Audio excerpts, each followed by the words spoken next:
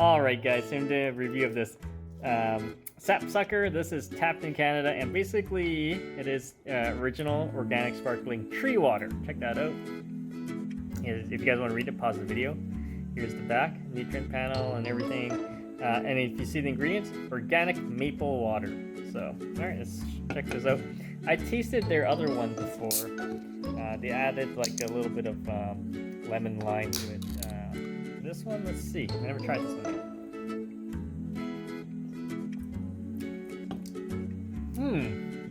It tastes mildly sweet.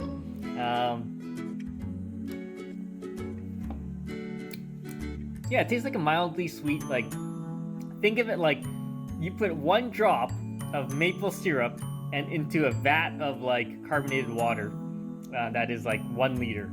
So it's got a mild sweetness, and you don't really get the aroma of maple. It's more just a mild sweetness with it. So if I had to choose between the other flavor, which is this one here, the lime flavor, or this one, you know, I have to tell you, I think the original is actually better. It's just because this one adds that extra sort of sourness, and it sort of masks the flavor. This one's better if I had to choose one. So, alright guys, if you have any questions, comments, please subscribe to the channel.